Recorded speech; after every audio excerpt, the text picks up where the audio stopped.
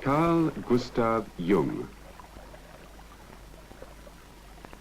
Born in 1875, one of the founding fathers of modern psychology.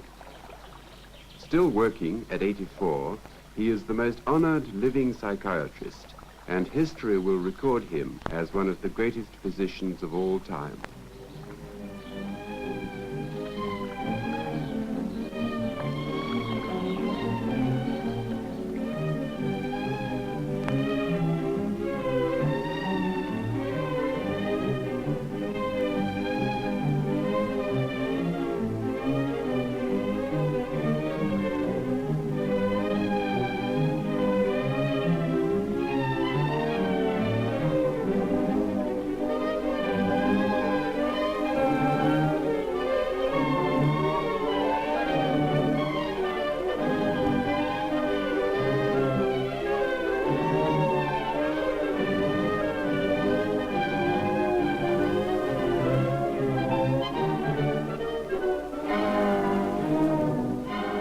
Professor Jung, how many years have you lived in this lovely house by the lake at Zurich? It's just about 50 years. Do you live here now just with your secretaries and your English housekeeper? Yes. No children or grandchildren with you? Oh, no, they don't live here, but I have plenty of them in the surroundings. Do they come to see you often? Oh, yes. How many grandchildren have you? Oh, 19. And great-grandchildren? Oh, I think 8, and I suppose one is on the way. And do you enjoy having them? Well, of course it's nice to feel such a living crowd out of oneself. Are they afraid of you, do you think? I don't think so. If you would know my grandchildren, you wouldn't think so. What? They steal my things. Even my hat that belongs to me, they stole the other day. Now, can I take you back to your own childhood? Do you remember the occasion when you first felt consciousness of your own individual self? That was in my 11th year. There I suddenly, on my way to school, I stepped out of a mist. It was just as if I had been in a mist, walking in a mist, and I stepped out of it, and I knew I am. I am what I am. And then I thought, but what have I been before? And then I found that I had been in a mist, not knowing to differentiate myself from things. I was just one thing among many things. Now, was that associated with any particular episode in your life, or was it just a normal function of adolescence? Well, that's difficult to say. As far as I can remember, nothing had happened before that would explain this sudden coming to consciousness. You hadn't, for instance, been quarreling with your parents or anything? No. What memories have you of your parents? Were they strict and old-fashioned in the way they brought you up? Oh, well, you know, they belonged to the later parts of the Middle Ages. And my father was a parson in the country, and you can imagine what people were then, you know, in the 70s of the past century. They had the convictions in which people have lived since 1,800 years. How did he try to impress these convictions on you? Did he punish you, for instance? Oh, no, not at all. No, he was very liberal, and he was most tolerant, most understanding. Which did you get on with more intimately, your father or your mother? That's difficult to say. Of course, one is always more intimate with the mother. But when it comes to the personal feeling, I had a better relation to my father, who was predictable. then with my mother, who was, to me, a very problematical something. So, at any rate, fear was not an element in your relation with your father? Not at all. Did you accept him as being infallible in his judgments? Oh no, I knew he was very fallible. How old were you when you knew that? Now let me see.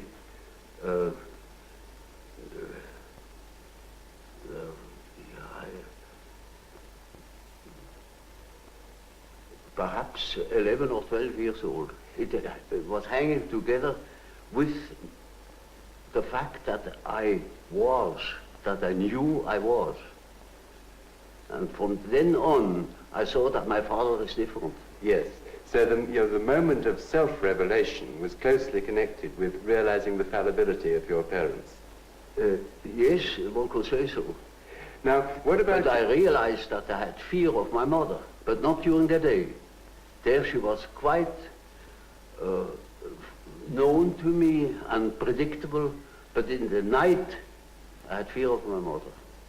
And can you remember why? Can you remember what that I period... have not the slightest idea why. No. What about your school days now? Were you happy at school as a schoolboy? In the beginning I was very happy to have companions, you know, because before I had been very lonely. We lived in the country and I had no brother and no sister. My sister was born very much later when I was 9 years old. And so I was used to be alone, but I missed it. I missed company. And in school it was wonderful to have company. But soon, you know, in a country school, naturally, I was far ahead. And then I began to be bored. What sort of religious upbringing did your father give you? Oh, we were Swiss Reformed. And did he make you attend church regularly? Oh, well, that was quite natural. Yes. Everybody went to church on Sunday. And did you believe in God? Oh, yes. Do you now believe in God? Now? Difficult to answer. I know. I don't need to believe. I know. Well, now, turning to the next staging point in your life, what made you decide to become a doctor? That was in the first place a merely opportunistic choice. Originally, I wanted to be an archaeologist, Assyriology, Egyptology, or something of the sort. I hadn't the money. The study was too expensive.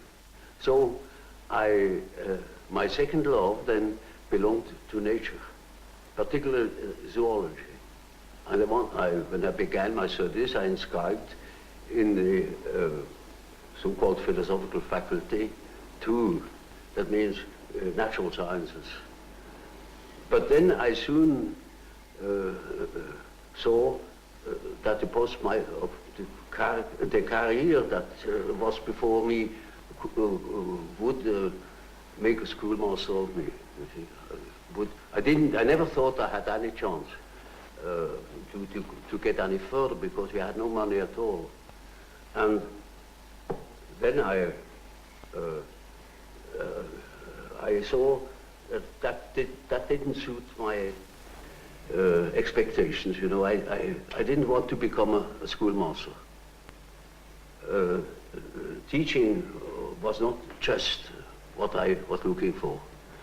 And so I remember that my grandfather has been a doctor, and I knew that when I was studying medicine, I had a chance to study natural science and to become a doctor, and a doctor can develop. You see, he can have a practice, he can choose his scientific interests more or less. At all events, I would have more chance than being a schoolmaster. Also, the idea of doing something useful with human beings appealed to me. And did you, when you decided to become a doctor, have difficulty in getting the training at school and in passing the exams? I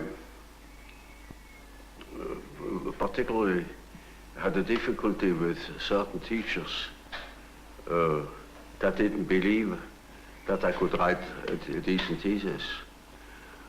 I remember one case where the teacher had the habit to discuss the papers written by the pupils, and he took the best first, and he went through the whole number of the pupils, and I didn't appear, and I was badly troubled over it, and I thought, well, it is impossible that my thesis can be that bad. And when he had finished, he said, there is still one paper left over, and that is the one by Jung. That would be by far the best paper if it hadn't been copied. He has just copied it somewhere, stolen.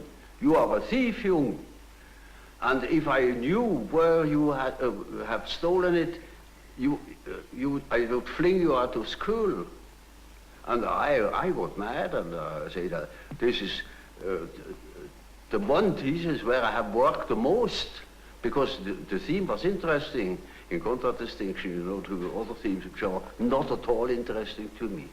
And then he said, you are a liar, and if you can prove that you have stolen that thing somewhere, then you get out of school. Now that was a very serious thing to me, because what else then, you see? And I hated that fellow, and that was the only man I could have killed, you know. If I had met him once at a dark corner, I would have shown him something of what I could do. Did you often have violent thoughts about people when you were young? No, not exactly. Only when I got mad. Well, then I beat them up. And did you often get mad? Not so often, but then for good. You were very strong and big, I imagine. Yes, I was pretty strong. And you know, reared in the country with those peasant boys, it was a rough kind of life. And I would have been capable of violence, I know. I was a bit afraid of it. So I rather tried to avoid critical situations because I didn't trust myself. Once I was attacked by about 7 boys, and I got mad. And I took one and just swung him round with his legs, you know, and beat down 4 of them. And then they were satisfied. And were there any consequences from that after? Oh, I should say, yes. From then on, I was always suspected that I was at the bottom of every trouble. I was not, but they were afraid, and I was never attacked again. Well, now, when the time came that you qualified as a doctor, what made you decide to specialize in being an alienist? Yeah, that was rather an interesting point. When I had finished my studies practically, and when I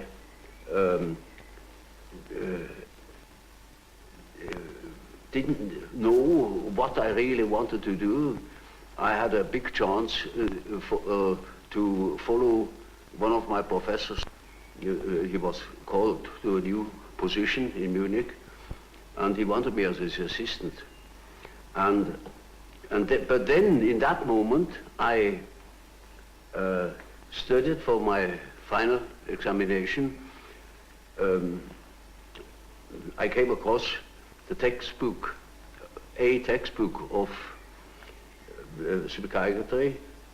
Up to then, I thought nothing about it, because our professor then wasn't particularly interesting. And I only read the introduction to that book, where certain things were said about psychosis as a maladjustment of personality. That hit the nail on the head. In that moment, I saw I must become an alienist. My heart was thumping wildly in that moment.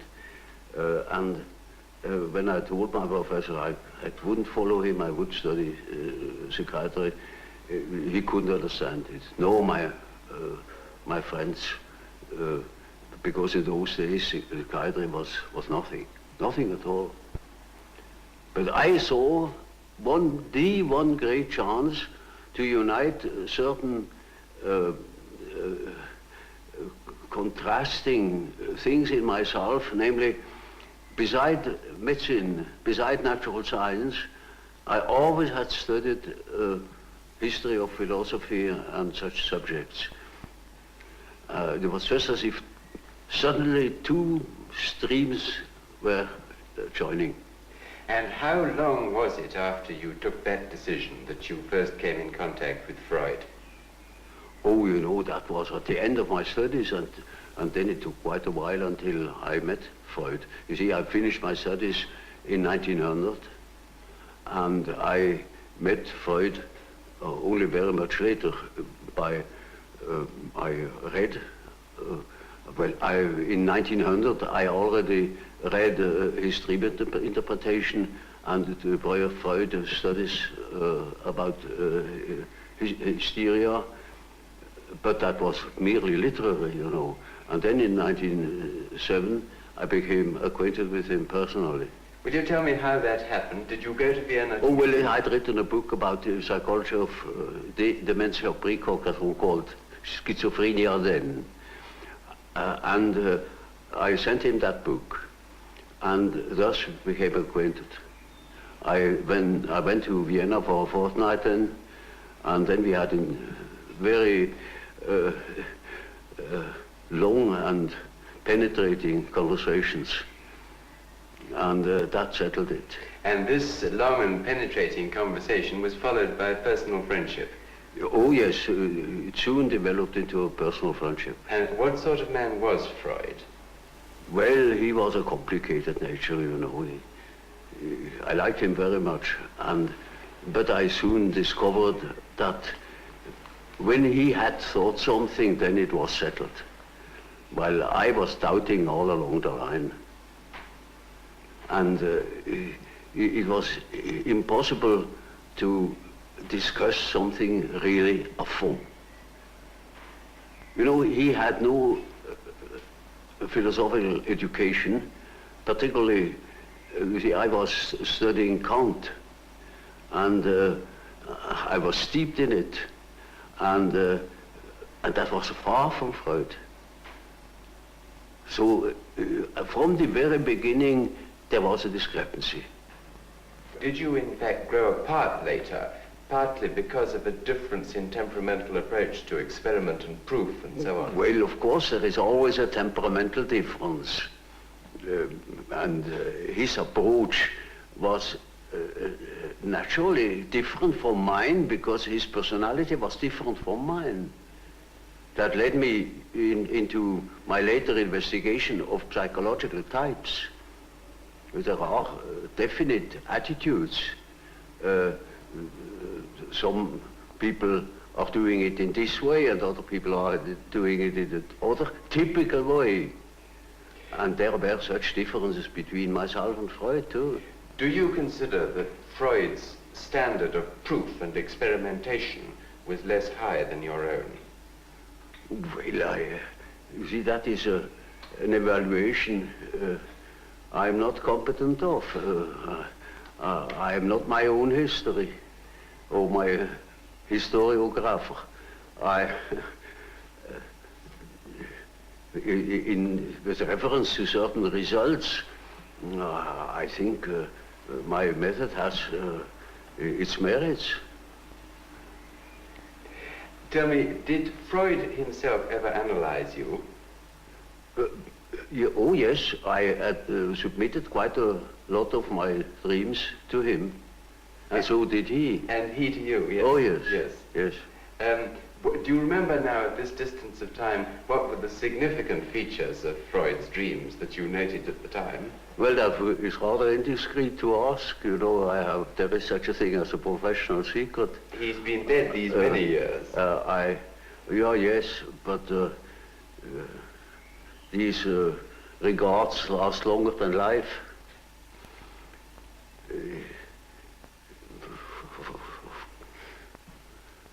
I prefer not to talk about it. Well, may I ask you something else then, which perhaps is also indiscreet? Is it true that you have a very large number of letters which you exchanged with Freud, which are still unpublished? Yes. When are they going to be published? Well, not during my lifetime. You would have no objection to them being published after your life? Oh, no, not at all. Because they are probably of great historical importance. I don't think so. Then why have you not published them so far? Because they were not important to me enough. I see no particular importance in them. They are concerned with personal matters? Well, partially. But I wouldn't care to publish them. Well, now, can we move on to the time when you did eventually part company with Freud? It was partly, I think, with the publication of your book, The Psychology of the Unconscious. Is that correct? That was the real cause. Well, now, before you... Oh, I mean the final course, because it had a long preparation. You know, from the beginning I had a reservatio mentalis. I couldn't agree with quite a number of his ideas. Which ones in particular? Well, chiefly his purely personal approach and his disregard of the historical conditions of man. You see, we depend largely upon our history.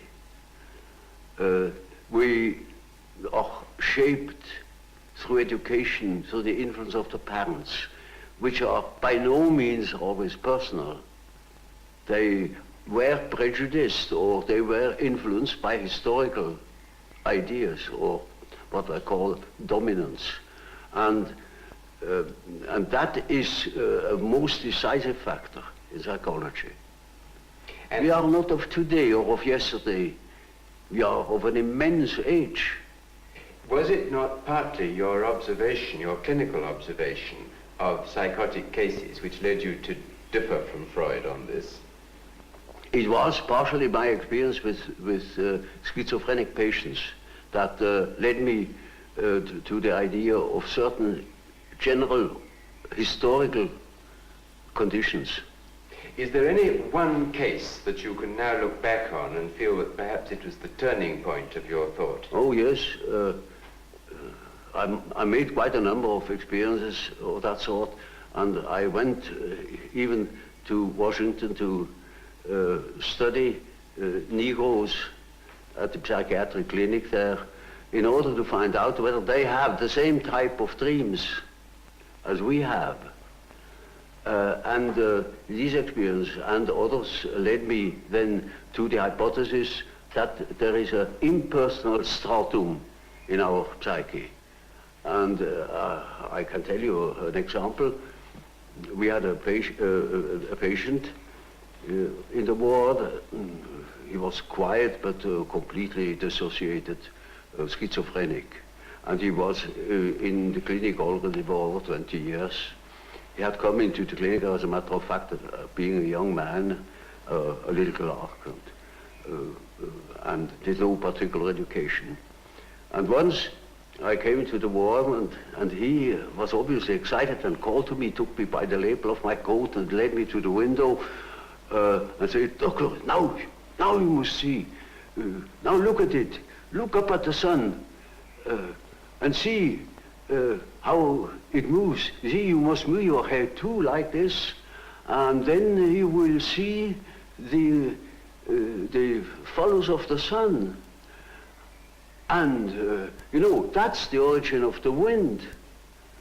And you see how the sun moves as you move your head from one side to the other." Now, of course, I didn't understand it at all. I thought, there you are, he's just crazy. But that case remained in my mind. And 4 years later, I came across a paper written by the German historian Dietrich, who had dealt with the so-called Mitras literature, a part of the great Parisian sorcerer papyrus. And there he produced a part of the so-called Mitras liturgy. Namely, it is said there, after the second prayer, thou wilt see how the disk of the sun unfolds. And you will see hanging down from it the tube, the origin of the wind. And when you move thy face to the regions of the east, it will move there.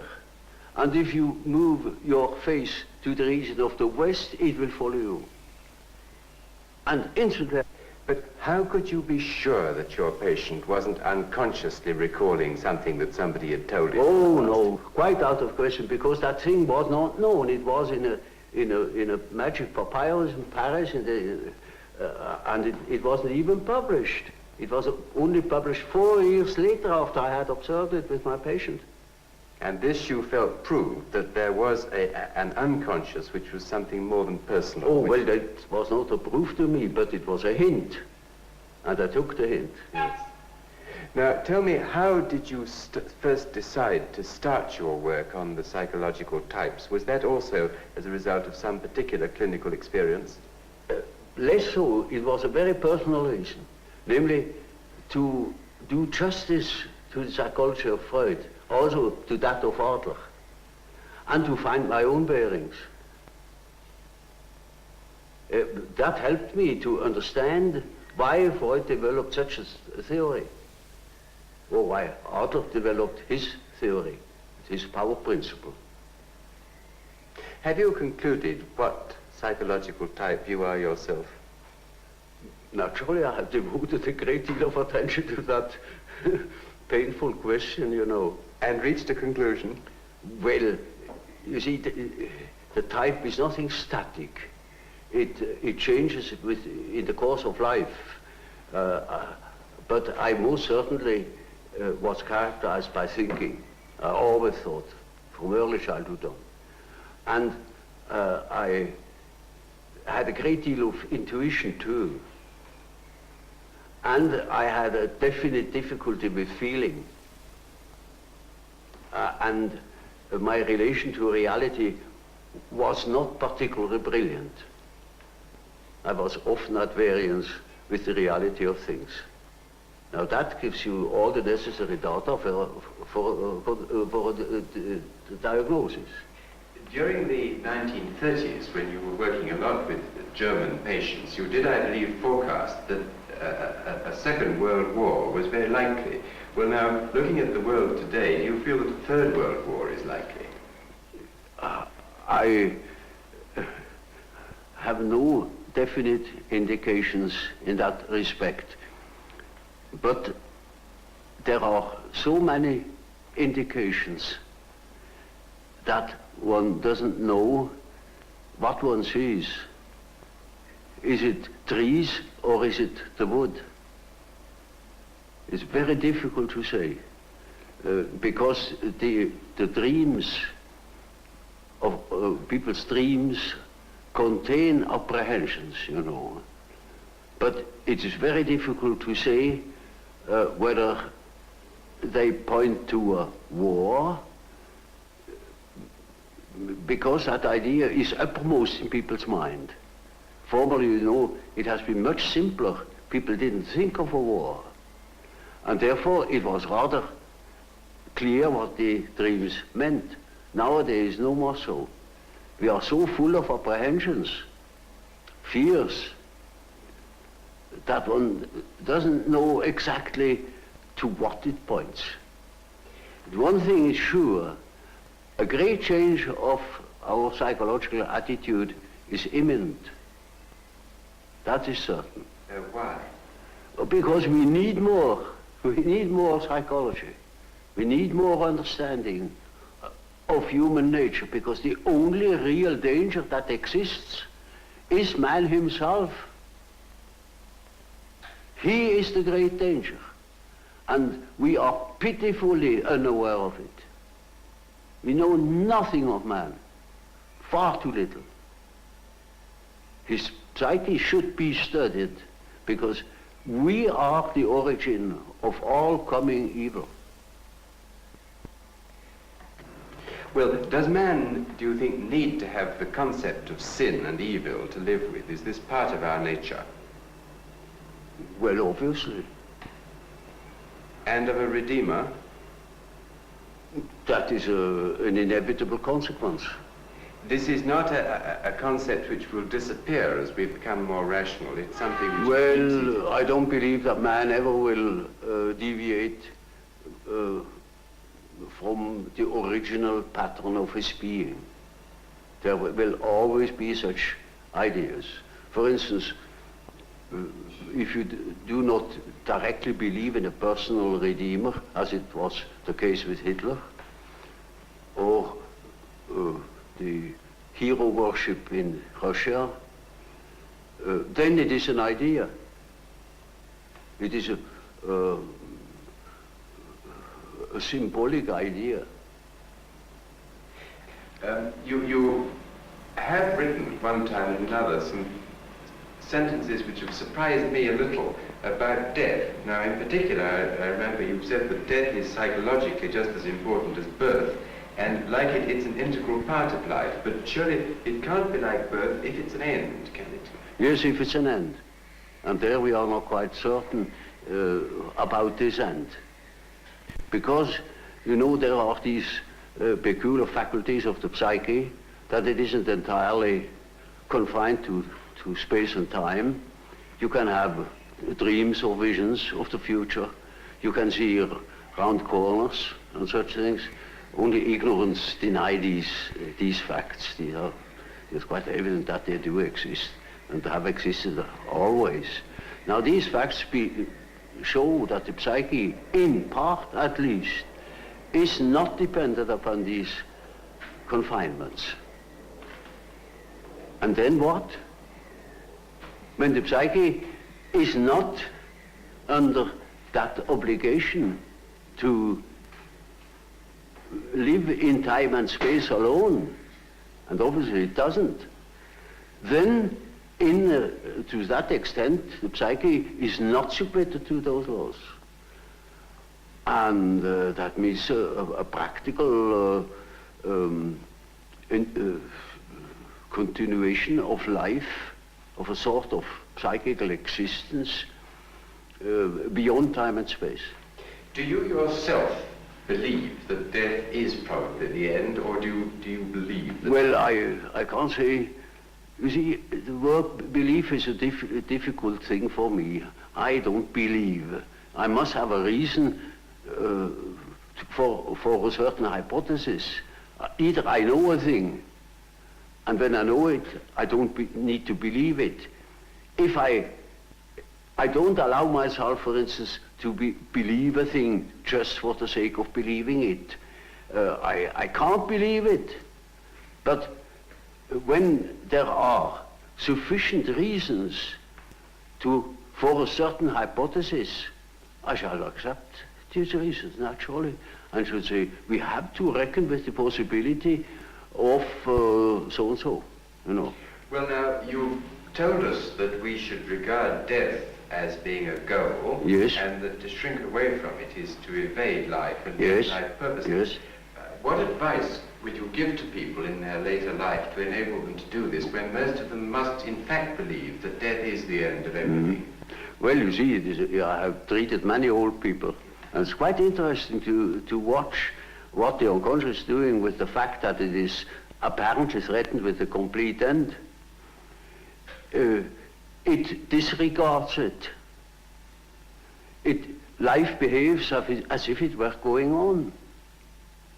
And so I think it is better for old people to live on, to look forward to the next day, as if he had to spend centuries. And then he lives properly. But when he is afraid, when he doesn't look forward, he looks back, he petrifies, he gets stiff and he dies before his time. But when he is living on, looking forward to the great adventure that is ahead, then he lives. And that is about what the unconscious is intending to do. Of course, it's quite obvious that we are all going to die, and this is the sad finale of everything. But nevertheless, there is something in us that doesn't believe it, apparently. But this is merely a fact, a psychological fact. Doesn't mean to me that it proves something. It is simply so. For instance, I may not know why we need salt, but we prefer to eat salt too, because you feel better. And so when you think in a certain way, you may feel considerably better. And I think if you think along the lines of nature, then you think properly. And this leads me to the last question that I want to ask you. As the world becomes more technically efficient, it seems increasingly necessary for people to behave communally and collectively. Now, do you think it's possible that the highest development of man may be to submerge his own individuality in a kind of collective consciousness? That's hardly possible. I think there will be a reaction. A reaction will set in against this communal dissociation. You know, man doesn't stand forever his nullification. Once there will be a reaction, and I see it setting in. You know, when I think of my patients, they all seek their own existence, and to assure their existence against that complete atomization into nothingness or into meaninglessness. Man cannot stand a meaningless life.